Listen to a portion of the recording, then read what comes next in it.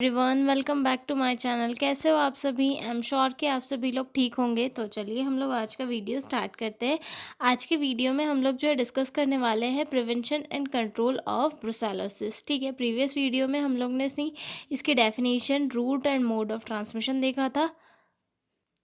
इस वीडियो में हम लोग डिस्कस करेंगे इसका जो प्रिवेंशन एंड कंट्रोल है उससे। ठीक है, prevention and control of brucellosis.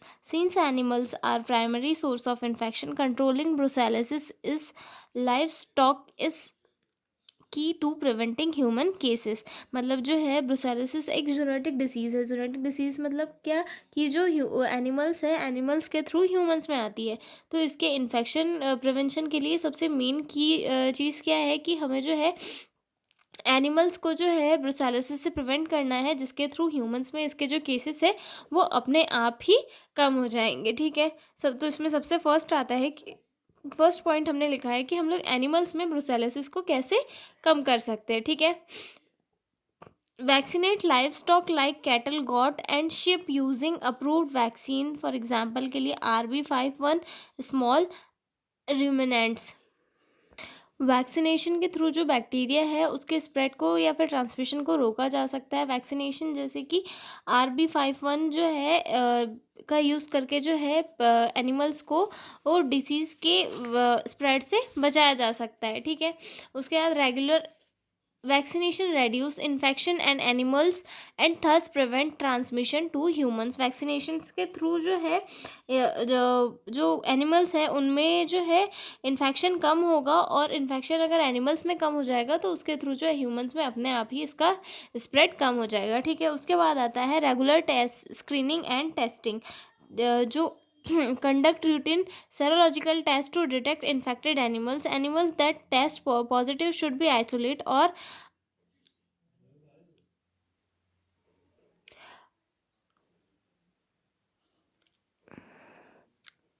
culled, slaughtered to prevent spread। जो है रूटीनली जो एनिमल्स है उनमें एक सेरोलॉजिकल टेस्ट होता है, जिसके थ्रू जो है ये पता लगाया जा सकता है कि जो एनिमल है वो इन्फेक्टेड है या नहीं। तो वो टेस्ट कंडक्ट करवा के उसका डिटेक्शन करवा के जो है हम ये पता लगा सकते हैं कि किसी एनिमल को ये है या नहीं। अगर उसे है तो उसे एक तरफ आइसोलेट करके रखा जाए ताकि वो दूसरे दूसरे जानवरों में ना फैले। ठीक है, जो जानवर इन्फेक्टेड है उन्हें अलग करना या फिर स्लटर कर देना चाहिए ताकि बीमारी और ना फैले। ठीक है, उसके बाद आता है proper disposal of infected materials. Safe disposal of aborted foetus, placenta and animal waste to reduce environmental contamination. ठीक है, जानवरों का जो अपॉर्ट, प्लेसेंटा और वेस्ट को जो है ढंग से डिस्कार्ड करना चाहिए ताकि ये जो है वो जो है बाद में जाके कंटामिनेशन कॉज ना करे। यूज़ मतलब इनके थ्रू जो या तो फिर जो उनका एनिमल्स का प्लेसेंटा वगैरह होता है या फिर फीटस वगैरह होता है, तो उसको जो है एक गड्ढा करके वहाँ पे ये दवा देना चाहिए ताकि वो जो है इन्वायरमेंट में कंटामिनेशन ना करे और उसके थ्रू जो है किसी अदर एनिमल को जो है ब्रुसोलिसिस फैल ना सके। ठीक है, उसके बाद आता है quarantine end moment control. Quarantine और मोमेंट कंट्रोल यानी कि जो है जो पर्सन है या फिर एनिमल है उसे अलग रखना और उसके जो मोमेंट है उन्हें रोकना। ठीक है, नए जानवरों को जो है safe dispose restrict moment of animals from infected hertz और रीजन्स। जो है नए जानवरों को हर्ड में जो है डालने से पहले क्वारंटीन रखना चाहिए। ठीक है, isolate new animals before introducing them ए healthy hertz. Instead infested area से जानवरों का मूवमेंट रोकना चाहिए। मतलब जो है जो नए एनिमल है, जो किसी अगर कोई फार्म है वहाँ पे नए एनिमल्स को लिया जाना है तो वहाँ पे पहले एनिमल्स का चेकअप किया जाना चाहिए। और जो पहले जो नए आ रहे हैं उन्हें जो है पहले चेक करना चाहिए कि क्या क्या इनके सिम्टम्स वगैरह, इनमें कोई डिसीज़ वगैरह तो नहीं है। इनकी स्क्रीनिंग करवा के जो है उन्हें चेक करना चाहिए। उसके बाद ही उन्हें दूसरे पुराने एनिमल्स के साथ फिक्स करना चाहिए, क्योंकि अगर हो सकता है नए अगर कोई आए हैं तो उसमें कोई इन्फेक्शन इन्फेक्शन आ सकता है और वो पुरानों में भी हो सकता है, तो पहले ये सारी चीज़ें चेक करना चाहिए, ठीक है। अब सेकेंड पॉइंट आता है प्रिवेंशन एंड इन ह्यूमंस, कि हम ह्यूमन को जो है जो बैक्टीरिया के इन्फेक्शन से कैसे बचाया जा सकता है, ठीक है। Human infection is preventable by avoiding exposure and practising good hygiene.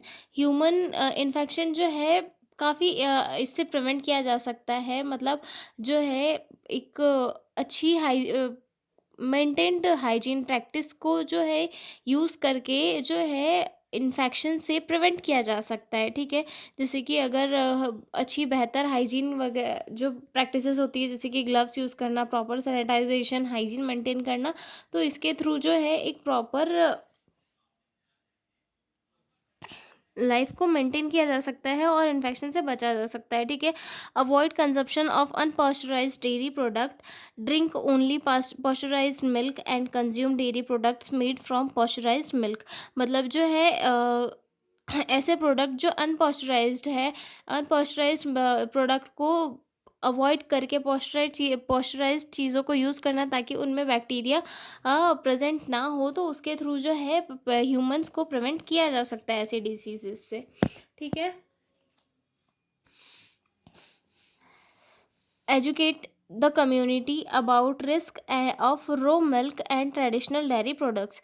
मतलब लोगों को जो है एक प्रॉपरली नॉलेज होना चाहिए कि जो एक रॉ मिल्क होता है उसके क्या क्या साइड इफ़ेक्ट होते हैं और ट्रेडिशनल डेयरी प्रोडक्ट्स की को कैसे यूज़ करना है। इन सारी चीज़ों को कम्युनिटी में एजुकेट करके लोगों के बीच में जागरूकता लाकर जो है इन्फेक्शन से बचा जा सकता है, ठीक है। Use protective equipments when handling animals और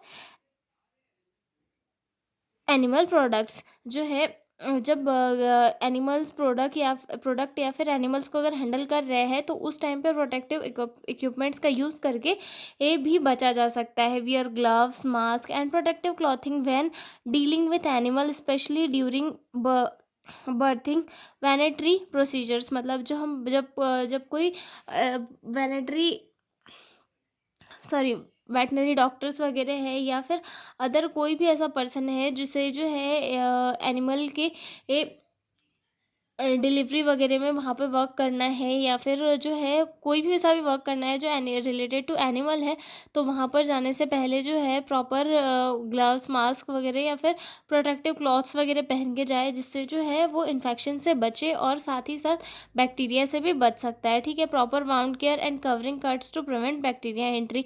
अगर पर्सन को कहीं चोट वोट लगी है तो उस पर प्रॉपर प्रॉपर जो है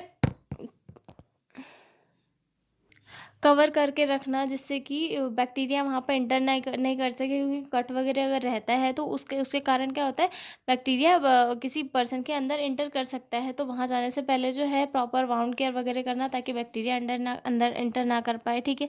safe occupational practices, implement biosafety guidelines and slaughterhouses, meat processing unit and laboratories ensure proper ventilation and use of mask of prevent inhalation of aerosols। यानी कि जो सेफ ऑक्यूपेशनल प्रोसीजर्स, यानी कि जो है ऑक्यूपेशनल प्रोसीजर्स, यानी कि जहाँ पे मांस वगैरह कटता है, मीट वगैरह कटते रहता है, तो वहाँ पर क्या होता है, ज़्यादा चांसेस होते हैं कि वहाँ पे बैक्टीरिया फैल सकता है। क्योंकि क्या होता है कई बार कि जो इन्फेक्टेड एनिमल है वो आया, उसको बिना चेकअप के काट के जो है लोगों को बांट दिया, और लोगों ने भी उसको खा लिया, तो वो क्या होगा, सब केस में फैल गया, और जो दूसरा एनिमल है, दूसरा मीट है, वो भी उससे इन्फेक्ट हो गया। तो वहाँ पर जो है एक सेफ गाइडलाइन को मेंटेन करना चाहिए कि जो एक अच्छे से मीट जो है पूरी प्रोसेस के साथ बाहर जाए, बाहर मार्केट में, उसके बाद बिके, ताकि उससे कोई डिसीज़ वगैरह ना हो। और इसके थ्रू क्या होगा, जो है एक प्रॉपर हाइजीन वाला जो वर्क है वो में चलेगा, और साथ ही साथ डिसीज़ से भी प्रिवेंशन मिलेगा। Ensure proper ventilation and use of mask, prevention inhalation of aerosols. यानी कि प्रॉपर मास्क और वेंटिलेशन का यूज़ करके जो है एरोसोल्स के इन्हेलेशन से भी बचा जा सकता है, ठीक है। Health education and awareness, educate farmer, veterinarians and at-risk communities about transmission symptoms and preventive measures। encourage early reporting and treatment of suspected cases। Health education और अवेयरनेस के थ्रू भी जो है लोगों को इन्फेक्शन से बचाया जा सकता है, जैसे कि फार्मर्स हो गया या वेटनरी डॉक्टर्स हो गए, उन सब, या फिर कम्युनिटी हो गया, कम्युनिटी में इसके सिम्टम्स, इससे कैसे बचा जा सकता है और ये कैसे कैसे स्प्रेड होता है, इन सारी चीज़ों के बारे में एजुकेशन देके जो है लोगों को जो है डिसीज़ के ट्रांसमिशन से बचाया जा सकता है। ठीक है, अगला पॉइंट आता है सर्वेलेंस एंड रिपोर्टिंग के थ्रू भी जो है डिसीज़ प्रिवेंशन किया जा सकता है ह्यूमंस में। Regular surveillance and animal population to detect and control outbreak early. Mandatory reporting of human cases to public health authorities।